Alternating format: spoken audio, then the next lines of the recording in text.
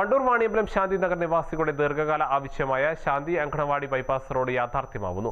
School വിദ്യാർത്ഥികൾക്കും രക്ഷിതാക്കൾക്കും ഒരുപോലെ പ്രയോജനപ്പെടുന്ന ഈ റോഡിന്റെ നിർമ്മാണ പ്രവർത്തനങ്ങൾ ആരംഭിച്ചു. ശാന്തി പ്രദേശത്തുകാരുടെ വലിയൊരു യാത്രാക്ലേശത്തിനാണ് ഇതോടെ പരിഹാരമാകുന്നത്.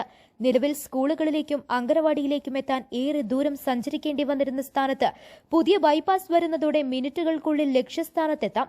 90 മീറ്റർ നീളമുള്ള ഈ റോഡ് നിർമ്മിക്കപ്പെടുന്നത് ബ്ലോക്ക് പഞ്ചായത്ത് പ്രത്യേക ഫണ്ട് ഉപയോഗിച്ചാണ്. കഴിഞ്ഞ തെരഞ്ഞെടുപ്പ് കാലത്ത് നാട്ടുകാർ മുന്നോട്ട് വെച്ച പ്രധാന ആവശ്യങ്ങളിലൊന്നായിരുന്നു ഈ റോഡ്.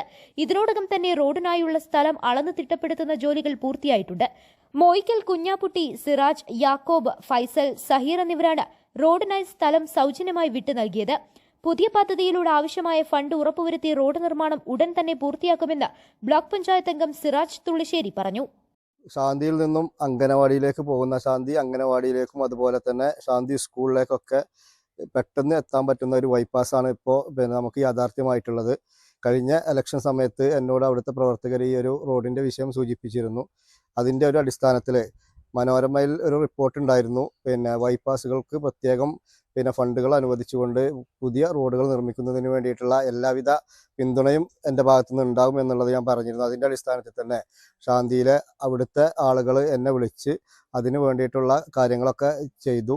അതിൻ്റെ അടിസ്ഥാനത്തിൽ ഇന്ന് ആ റോഡ് യാഥാർത്ഥ്യമായി. അത് അളന്ന് റോഡ് വെട്ടിയിട്ടുണ്ട്. അടുത്ത് ആ റോഡ് പുതിയ പദ്ധതിയിലൂടെ ഫണ്ട് അനുവദിച്ചുകൊണ്ട് ആ റോഡ് യാഥാർത്ഥ്യമാക്കുക എന്ന്.